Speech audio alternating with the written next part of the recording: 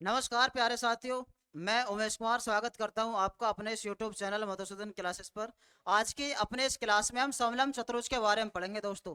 इससे पिछले क्लास में हमने रोम्बस के बारे में पढ़ा था और आज की जो हमारी क्लास होगी इसमें हम देखेंगे क्या क्या देखेंगे इसमें देखेंगे हम ट्रेपेजियम यानी समलंब चतुर्भुज। क्या होता है समलंब चतुर्भुज अभी देखेंगे। एक ऐसा चतुर्भुज, ये है आपके सामने दोस्तों समलंब चतुर्भुज। एक ऐसा चतुर्भुज जिसका एक जोड़ा समानांतर हो, ये कह सकते हैं हम। समानांतर कैसे? यानी एक जोड़ा समानांतर हो। कैसे हो समानांतर? यदि यहाँ से यहाँ तक ये बी है तो यहाँ से यहाँ तक मैंने एक ये लंबाई मान ली इसकी एल, तो हम कह सकते हैं जो बेसी है वो समानांतर है एडी के। बेसी जो है वो समानांतर है एडी के। इसका मतलब आप समझ गए होंगे समानांतर का, कि ये जो हाइट आप देख पा रहे हैं यहाँ से, ये समान अंतर पर रहेंगी जहां तक भी जाएंगे। कहाँ रहेंगी? समान अंतर पर। या हम इसे कह सकते हैं ये हाइट है। क्या है? समलंब चतुर्भुज की दोस्तों ये क्या है? हाइट है। अब समलंब चतुर्भुज का हम क्षेत्रफल कैसे निकालेंगे? ये होता है समलंब चतुर्भुज का क्षेत्रफल होता है दोस्तों क्या? ये होता है 1/2 समानांतर भुजाओं का योग। समांतर भुजाओं का योग लिख लें इसे। 1/2 समांतर भुजाओं का योग इनटू ऊंचाई। ये होता है समलंब चतुर्भुज का क्षेत्रफल। या हम इसे कैसे कह सकते हैं? दो समांतर भुजाएं हमारे पास ये थी एल और बी, तो मैं इसे ऐसे भी कह सकता हूँ 1/2 एल प्लस बी, और हाइट क्या थी एच। ये होता समलंब चतुर्भुज का क्षेत्रफल। किसका? समलंब चतुर्भुज का क्षेत्रफल। क्या देखा हमने? समलंब चतुर्भुज का जो क्षेत्रफल मिला हमें 1/2, दो समांतर भुजाओं के योग को उनकी हाइट से गुणा कर देंगे तो क्या आ जाएगा?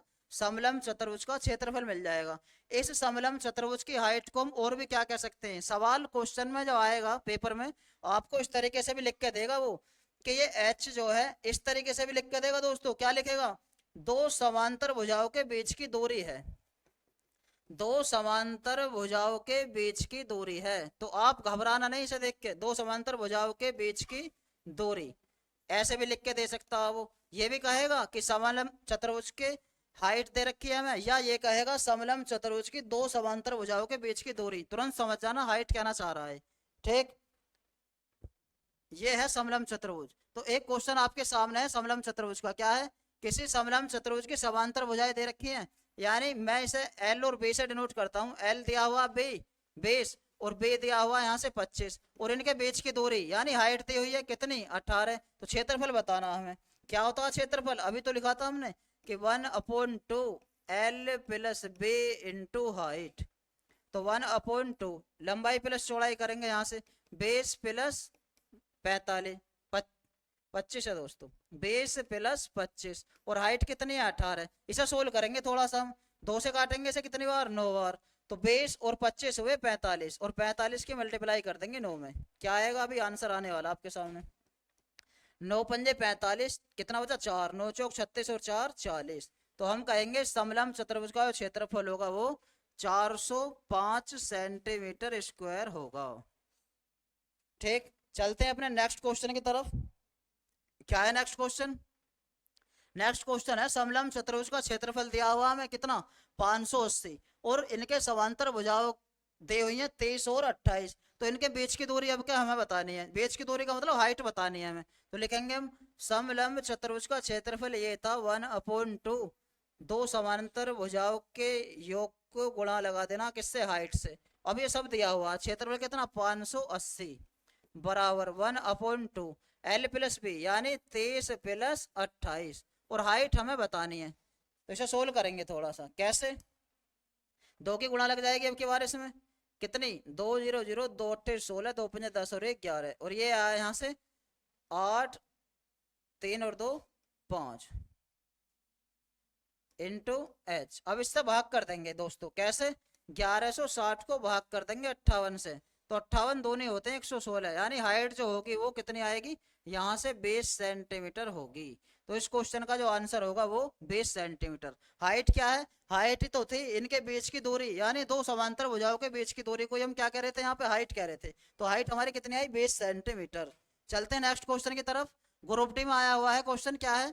एक समलंब चतुर्भुज का क्षेत्रफल दिया हुआ इसने कितना? 160, और क्या दिया हुआ? समांतर भुजाओं की लंबाई दी हुई है 20 और 12। तो हम लिखेंगे यहाँ पर 1/2 बेस प्लस 12 इंटू हाइट, और यही हमसे पूछा क्या कि भुजाओं के बीच की लंबवत दूरी को ही हम हाइट कहते हैं। इसे निकाल देंगे हम आसानी से, बटेगा 2 उधर जाकर गुणा में चला जाएगा, यानी 160 की गुणा 2 में लगाएंगे, बेस और 12 हो गया यहाँ से कितना 32, तो हाइट आ जाएगी यहाँ से हमारी कितनी 160 गुणा 2/32, तो 2 से कितनी बार 16 बार, और 16 से कितनी बार 10 बार, तो हाइट आएगी हमारे यहाँ से 10। कितनी आई हाइट 10, तो ऊंचाई जो होगी हमारे यहाँ से क्या होगी 10 करेक्ट होगी, यानी फर्स्ट ऑप्शन इस क्वेश्चन का करेक्ट होगा। तो इतने आसान क्वेश्चन यहाँ से ट्रिपेजियम से आपको देखने के लिए एग्जाम में मिले हैं, पहले भी मिले हैं और अब भी मिलेंगे। जब ये है लेवल 4 में आया हुआ, यानी जिन बच्चों ने भी रेलवे एनटीपीसी के एग्जाम दिए हैं उनका मेंस एग्जाम जब आएगा तो ऐसे क्वेश्चन भी आपको वहां पर देखने के लिए मिलेंगे। कैसे, देखो ये लेवल 4 में ही आया हुआ है 2022 शिफ्ट 1। एक समलंब चतुर्भुज के भुजाओं के युग्म दिए हुए हैं 18 और 15, यानी एल कितना 18 और बे कितना 15, इन दोनों भुजाओं के बीच की दूरी दी हुई है 12, यानी हाइट दी हुई है 12, तो क्षेत्रफल हमें बताना है। कैसे निकालेंगे क्षेत्रफल, अभी तो बताया था 1/2, दोनों समांतर भुजाओं का योग 18 प्लस 15 इंटू हाइट, ये आ जाएगा क्षेत्रफल। 2 से कितनी बार 6 बार, 15 और 18 हो गए कितने 33, 33 की गुणा लगानी है दोस्तों 6 में, 6 ते 18, 6 ते 18 और 1 19, तो 198 इस क्वेश्चन का करेक्ट आंसर होगा, यानी सी ऑप्शन हमारा इस क्वेश्चन का करेक्ट होगा। चलते हैं नेक्स्ट क्वेश्चन की तरफ।